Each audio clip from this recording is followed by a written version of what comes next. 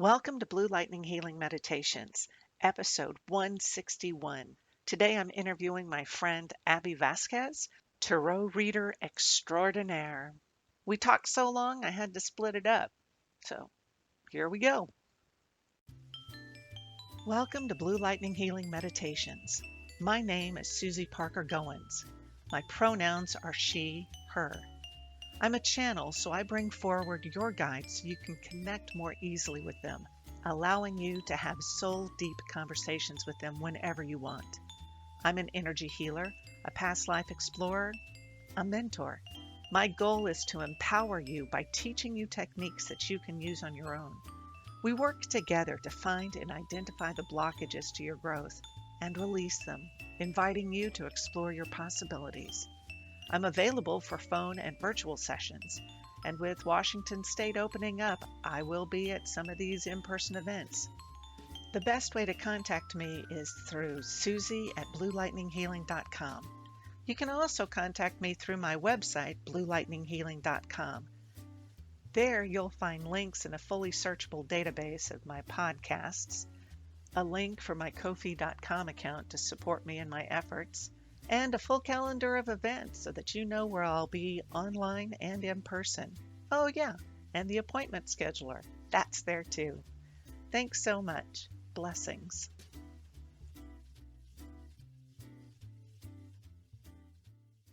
So, yeah, you ready? Why not? Okay, here we go. Welcome to Blue Lightning Healing Meditations. My name is Susie Parker Goins, and today I keep saying immense pleasure, but I really do have a thrill to have my friend and colleague, and I honestly love being able to say that.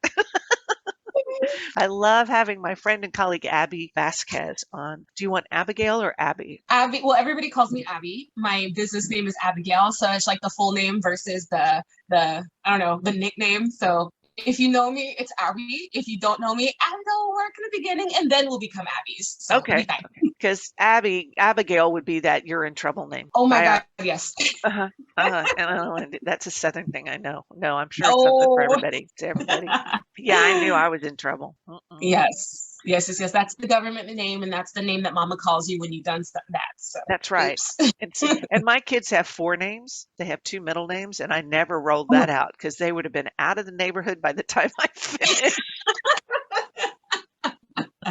Like we done did something. We need to run. We need to go now. You ready to start a new life, y'all? Okay, here we go.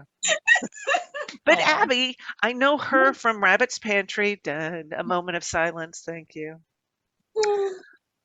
And she was there as a tarot reader, and Yeah. I've had the honor to have a reading from her. And I love the way you read because you dive real deeply, but Yeah. it is so accessible. Aw. Oh yeah, yeah. It's not You got like me you, blessed. it's not like you read me up and down, but you kind of did. But you did it in such a way that I enjoyed going there. Oh, good. Well, that to me is all that matters then, because it doesn't matter what message I provide if it's not received or accessible or audible or legible. It's like it doesn't matter. It doesn't matter how profound the session is. If it doesn't make sense to you, if you don't understand it, then the message is lost. So it's Yeah, like I'm glad that you were able to get something from it. yeah, yeah. Now whether I followed up on it, that's another thing. That's me You being know, that's not my job. no. To pass the message along. You'll follow through between you and your spirit team. So And they'll hit me with that clue by 4 whenever yes, I need it. They have yes, no qualms about that.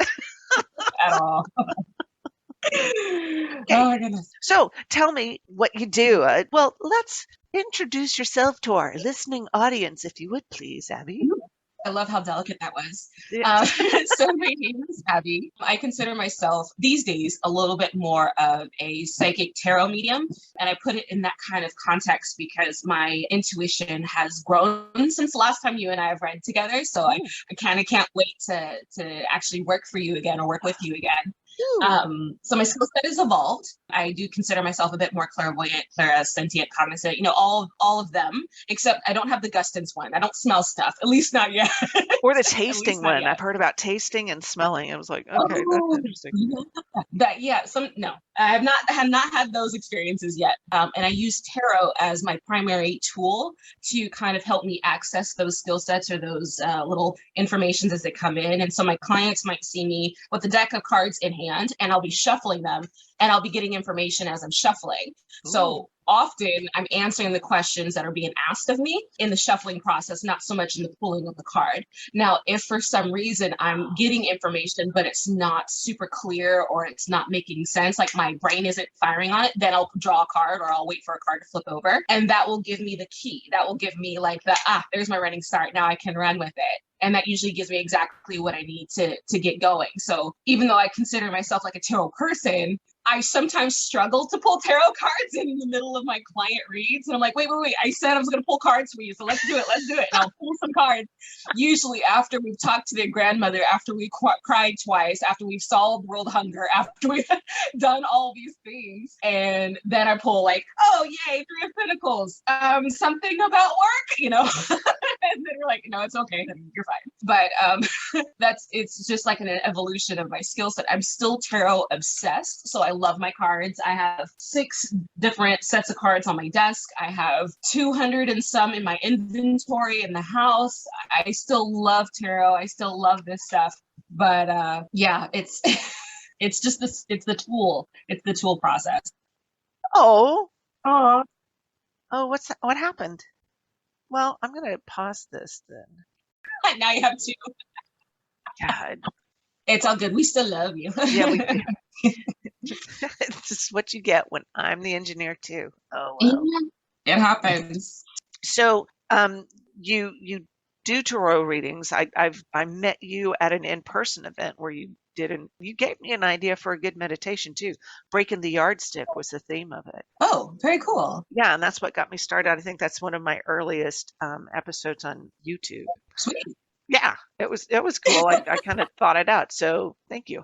So not only do you read cards, but you also have an Etsy shop. Yeah. So the first baby is the Etsy shop where I sell used and new tarot cards. I will source in from our current, like our major publishers like Llewellyn, US Games. I just got an account with Red Feather. I'm working on Hay House right now. I'm working on a few others in addition. Wow. And then I also network with people who are either doing like purges, like mass purges of their collections. Yeah. And I will buy up 30, 15, 108, however many decks of cards that they have for sale. Like just recently, I had one woman who passed away. And so her nephew was handling her estate, and she had about 300 some decks of cards that needed a home.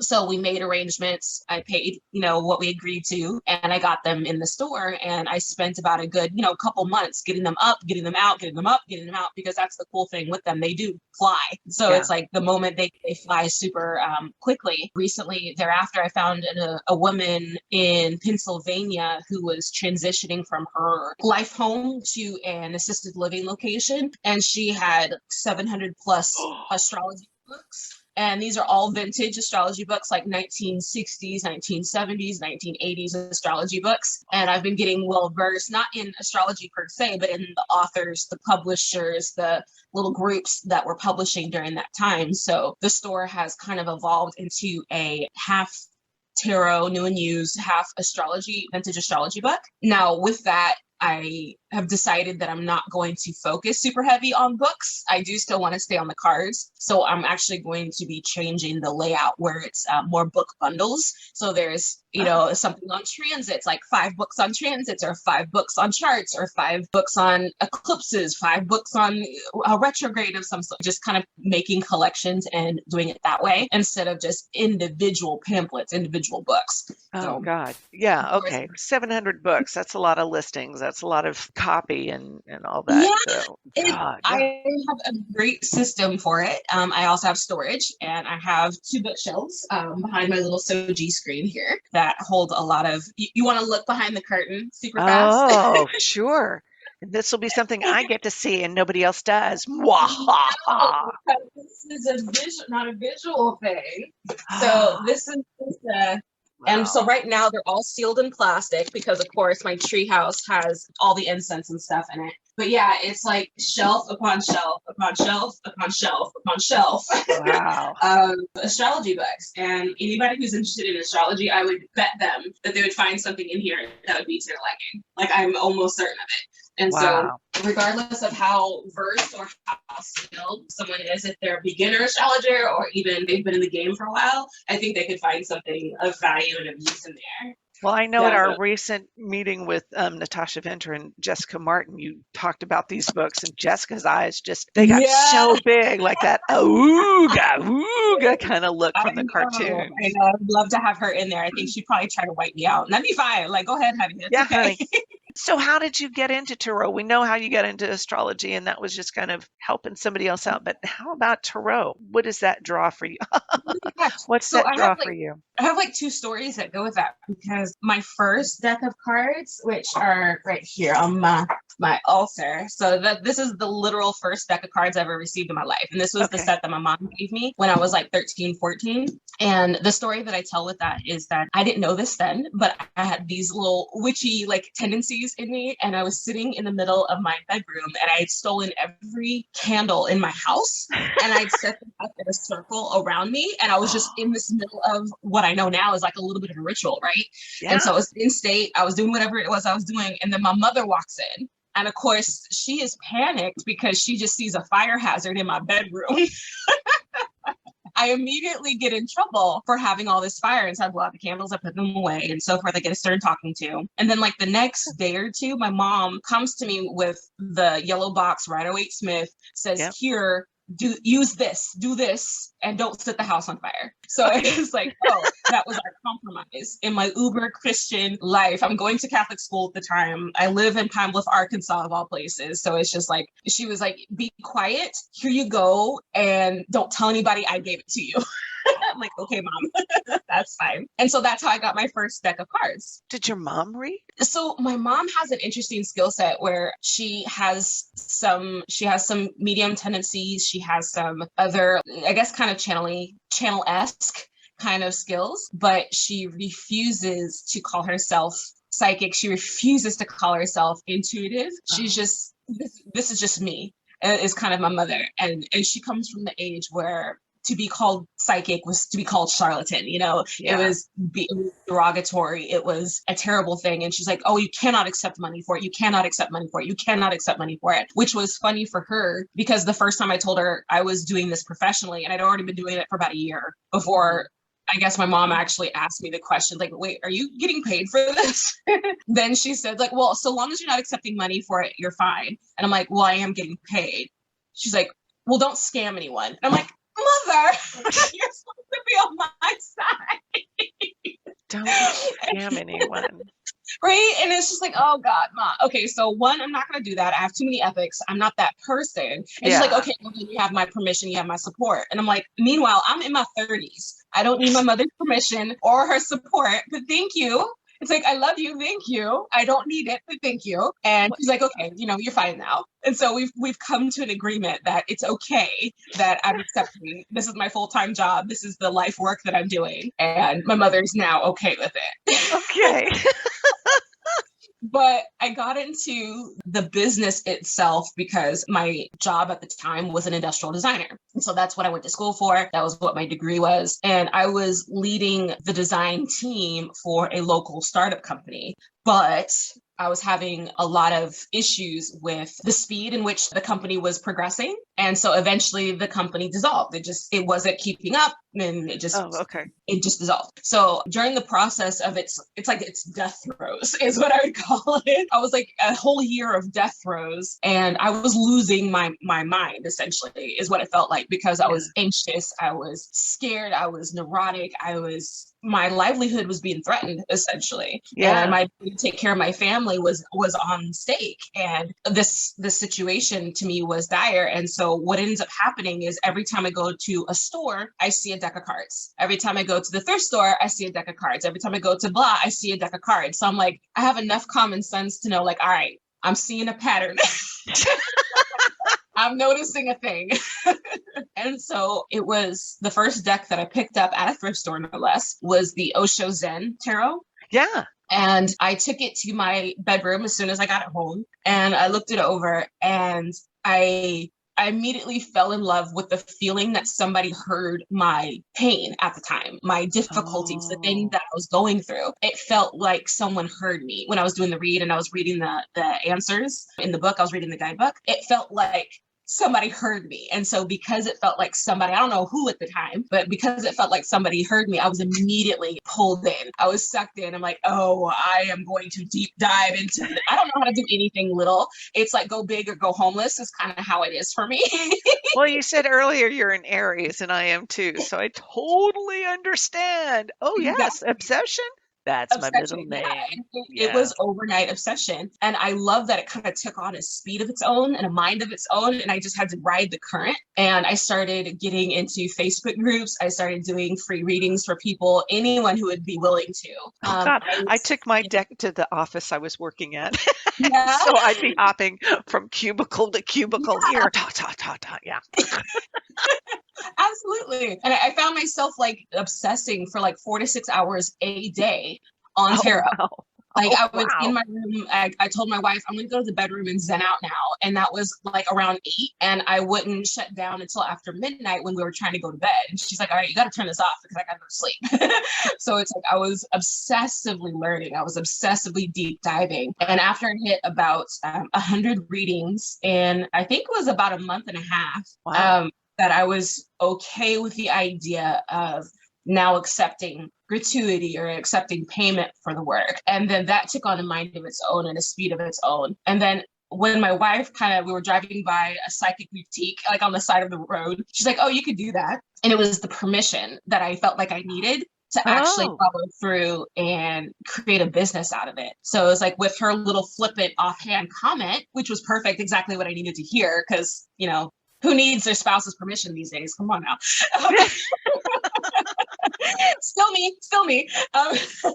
Once I kind of got that, like just offhand comment, it was like all hands on deck. We're going to do this. And so I created the website, I created the business, I started reselling at the same time. I started creating services, I started doing Facebook Lives, and it was just a whole evolution of figuring out how I'm going to fit in the market, how my skill sets are going to develop inside of it, and what's going to show up afterwards. Yeah, that's the long story.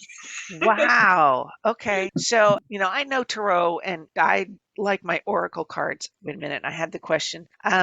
You said you did deep dives. So I have seen practitioners who lay out a card and they will map the whole thing, the colors, the images, numerological correspondences and all, and the elements and all that. Is that how deeply you go? Is that your depth of knowledge? That's Or interesting because I find that there's two types of readers. There's very analytical readers and then there's very intuitive readers. I feel like I fall into a camp that is mostly intuitive with a touch of analytics in there. So no, I don't dive into the numerology. Like I just pulled up a 9 of cups. I understand kind of intuitively how the 9 works. I'm also looking at the cups in regards to emotion. So I'm kind of looking at that. I see there's a whole ton of yellow in this card in this card in particular. So yeah. to me, that's like a bright, happy color. So I might talk about it, but the point I find with my clients when they come to visit me is that they're looking for an answer. And so I'm trying to answer the question. I'm trying to ingest all this information to answer the question. So if you're asking me like, what do I need to know most about my business this month? You're not going to be worried about necessarily that there's 9 here. Like, okay, so I can tell you about you're almost into this whole completion of phase of kind of thing. You're actually looking for an answer, not necessarily just the numerological component or the Tudor rose in the background kind of thing. So because that's how I land. yeah, as I was taking my cards around and giving readings to people, there was a woman I pulled the 3 of hearts for, and that the 3 of swords for, and that's got a heart with the 3 swords in it. And I gave her that rote kind of almost textbook thing, and then it struck me as being, it's like, wait a minute. That's not right. That's when the intuitive kicked in, and I realized that she was incredibly sensitive. And anytime we gave her hell of any kind, even though it was completely kidding, it really tore her up inside. Yeah. And that was the first time somebody broke out into tears. And yeah, pro tip, when you hit it and they start to cry, there's just a little bit of, yes, I nailed it. But No, it's like, I mean, I don't want to say that I like it when they cry, but there's like, oh, yeah, I've done my job. Like Yeah, I've helped you do the like you have the abscess, I was the lance, and yeah, now the pain that is being purged is yeah. those tears. And so it's like, yay, I've done my job. I've done my job. I got it right, and it absolutely affected how I interacted with her later on. I wasn't that sort of let me give you nine kinds of hell for any given reason. It shifted that relationship too. So I taught a tarot class once, and I said, first I'll throw away the books, and you can see these seven women's shoulders just go, oh.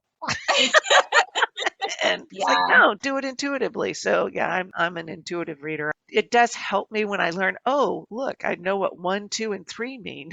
Oh, Yeah. look, let's look at four, you know? No, I find that the books have their purpose, but I do feel like they can become a crutch. So Yeah, it's like, yeah, totally understand the Rider Waite system, the Thoth system, the Marseille system, whatever the system is that you're diving into, understand it, but then put it away. Because it's like if a symbolism kind of stands out to you, if an object in the card makes its presence known kind of thing, then it helps to kind of know what the artist was originally game planning with that, because well, yeah, I feel like our spirit team only works with the information that we have. So it's like you studying that book for a moment kind of gives you a new set of tools, and it will pull up on those tools. Yeah, using it as a crutch, I feel like hinders the entire purpose of a read, or purpose of the solution aspect of a reading, because yeah, I'm very solution driven. Like that is me in a nutshell. You give a question, I want to purge an answer, like give an answer. That's what I want to do. And so yeah. I'm very, very focused on that. And I know that not all readers are that way, but that's just how this one is. And so with that, I tend to read very quickly. I tend to get to the point. I want to answer the question directly. I might bring up information that your team might be sharing with me, or my team is sharing with me. But ultimately, before we leave the table, I'm answering directly. Like I even say, well, to answer your question directly, are you going to get pregnant next weekend? Feeling is no, kind of thing. I'm Okay. like, tech. I'm like, yeah, sorry. Okay. Okay. Because those are the kind of questions yeah, medical intuition I'm learning, but what else? Okay. So has it helped you just being able to read tarot in general? Has that helped you? I know it helps your clients in their healing process because you'll give them that information that they can act on, or in my case, not necessarily remember. But because you do. Yeah, you went really deep and I'm like, "Oh, okay, I haven't had coffee yet." But how has it helped you in your own healing process? Oh my gosh. It is a lifestyle at this point, where like I have my tree house here in the back that has all my cards, it has my table, it has my other space. This is the room in which I answer questions that come up for myself with my cards, or with whatever tool is kind of speaking to me at the moment. It is how I connect to whichever deity might be speaking to me most loudly at the moment. It's one of my tools in connecting to my ancestors. So it's like my grandmother, who just passed away a couple years ago. It's another way in which I can connect to her, my grandfather, and also how I didn't even know my grandfather liked a particular set of cards. So he's funny that he loves the Santa Muerte Tarot, and it's just all skulls, all bones. He loves that one. And so often I will feel pulled to use that deck just to talk to him and Oh, be like a back and forth conversation where it's like, what do you want to tell me? And I'll pull three. And I'm like, well, what do you mean by that? I'll pull another. And it's like, well, that's dumb. Da, da, da, da, da.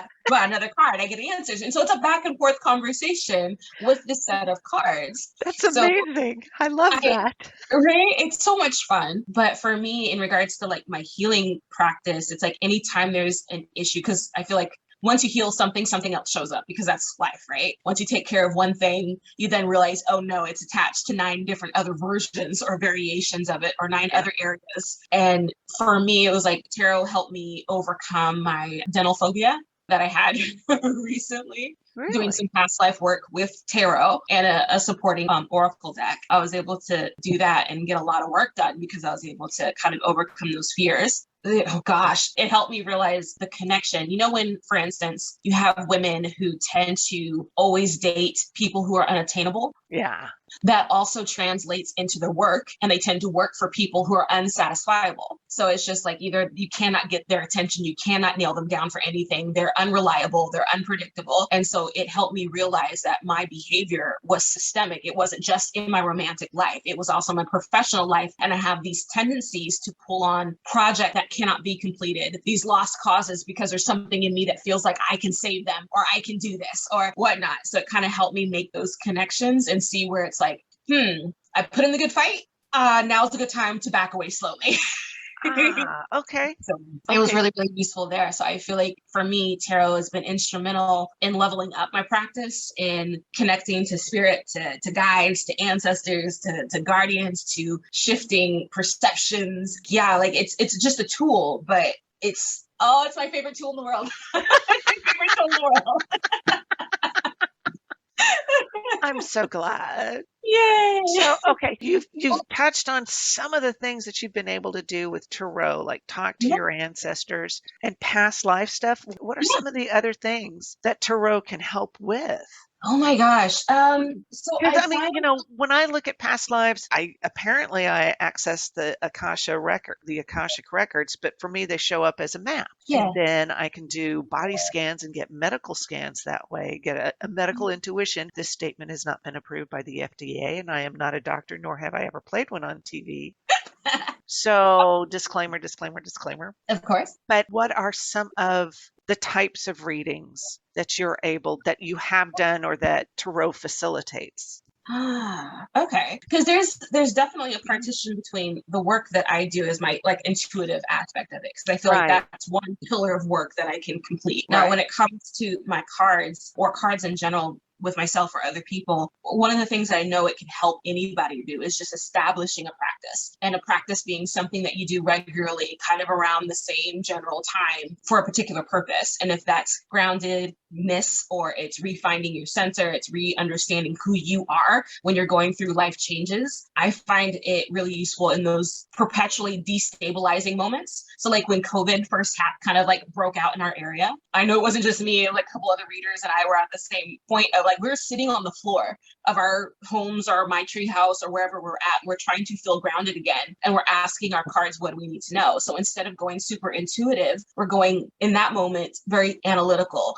this is only what the cards are saying. I'm not listening to intuition right now because my intuition is wrapped in 8 layers of fear. So it's like, now I need to go to the structure. Now I need to go to the basics. And so one of the things that I've done is I've created and designed little tarot journals that help me anyway in getting out of my emotions and getting into the practical, getting into this 3 of Pentacles is only the 3 of Pentacles, and what does only the 3 of Pentacles mean? So sometimes I need to get out of the excess and into the black and white, it's like instead of college level, I need to go back to 4th grade.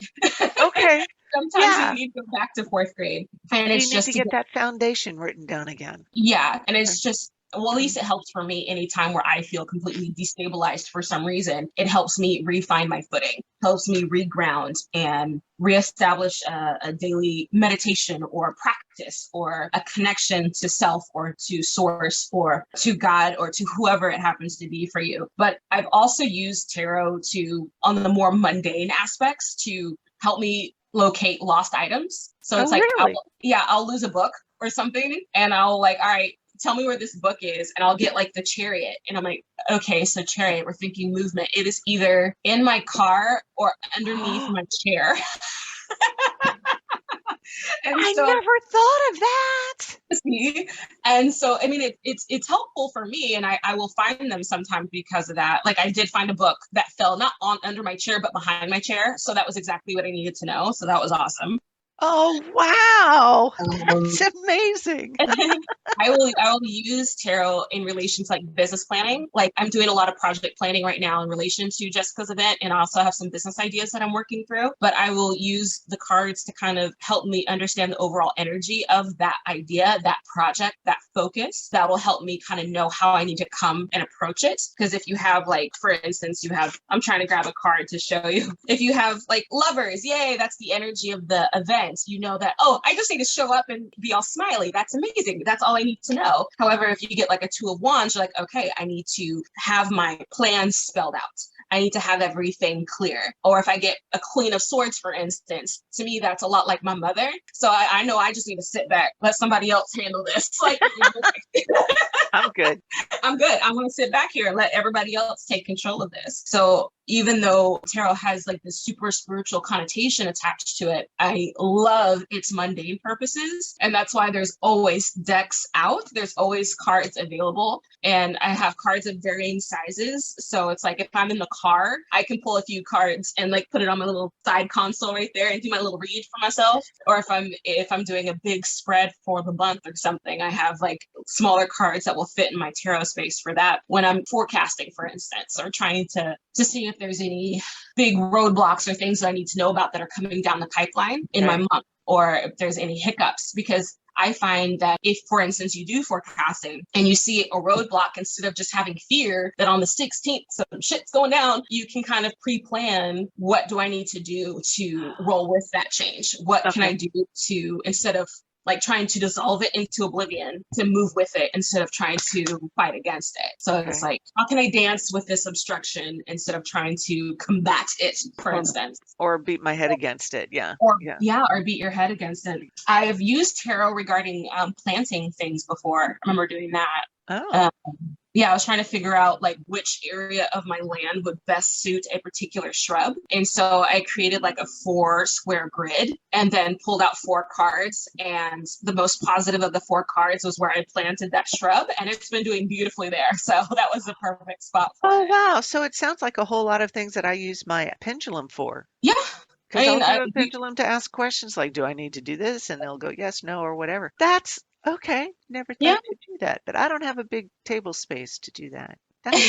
Okay. That's very cool. So forecasting, I had just written it down and you started talking about that. So your take on that is to pretty much give a person a heads up about what could potentially be in the way. My attitude is nothing's written in stone, so an outcome is definitely dependent on the divine alignment, the people involved. There are so many variables there, so I don't see that anything's written in stone like a definite outcome. Is that? Yes, that is my philosophy in regards to it. However, I also understand the benefit of having a map or having what looks like something semi-tangible to look at while you're kind of brainstorming or making decisions. So anytime I'm in a forecasting kind of situation, that is the first thing that I say, is that nothing is written in stone. Right. This is only a snapshot of right now. And I will even use some like atrocious example of like, if you decide you're going to divorce your husband tomorrow and move to Spain, obviously this isn't going to be the same anymore. Like this forecast makes no sense anymore because you still have free will and choice. And I fully tell, customers and clients to like use that choice. If you don't like something that shows up today, then use your choice to work with it, around it, or away from it, or whatever works for them. Which is not a reflection on the reader. No. Some folks, I've had one person say, well, that's not what she said. And it's like, well, this is what I'm seeing. And it's not a reflection on me. It's a reflection on what different energies are. So it doesn't make you a bad reader. It just makes you a reader that is telling you this is what it is right now. And you still have the opportunity to change it, turning left out of the door, turning right out of the door. I think that's what quantum mechanics. Oh, I love that. I do love quantum mechanics. Oh gosh. But I find that statement, that's not what she said thing, to be such a loaded gun. Like I so dislike it when people come to the table with that. It's like, well, somebody else said blah, blah, blah. I'm like, okay, so that reader is doing their whole session, their whole thing based on their lived experience of their whole judgment, their whole idea of right and wrong, what feels good, what feels bad, what feels encouraging, what doesn't. This is based on my lived experience and what I'm being pulled to share. So it's like we can say the same thing totally different ways, and it might sound different, or it might actually be different now because you did that, a month ago, and now it's different. I actually just read for a woman a few days ago where she had told me that a reader friend, so that's like the added weight to it, is that it was a friend, told her that she'd be pregnant by now. And she was kind of wondering, like, do you think I'm pregnant, like currently? Because she was expecting her cycle in the next couple of days. And I'm like, I don't think so, honey. Like, and she's like, oh, that's unfortunate. Because she doesn't want to disbelieve her friend. She wants to continue to believe her friend when she gives her intuition or gives her knowings. Yeah. And it's just, I don't know, it's complicated and it's weird. And I just think it perpetuates issues around faith and believing anything. So I don't know. I Wow. hate when that question comes up. Oh, yeah, mine happened, that instance happened. She had just finished that reading and I just didn't see the relationship going. She said, but she said it would. It's like, this is what I'm seeing. I don't know. Yeah. And it also contributes to the fact that I don't really like doing those, when am I going to find the one? Oh. You Oh my know, because gosh. I mean that has sent me off into looking into the whole into the soulmate and twin flames. I've got a podcast on that, Oh and wow. it's interesting to see how people think they're interchangeable, and I don't think they are. And it's like, Yeah. look, and so there are people I will tell right off the bat, I'm not going to tell you. And yet another instance when my guest and I could talk for hours, and honestly, we talked for an hour and a half. This is where I'm arbitrarily, yeah, well, sort of. I am ending this at 33 minutes, so I can upload the rest of it next week. Next week's meditation will be me pulling cards and getting inspiration from there. And in 2 weeks, we'll use the cards that Abby pulled during our interview. This has been Susie Parker Goins of Blue Lightning Healing Meditations. Until next time, blessings.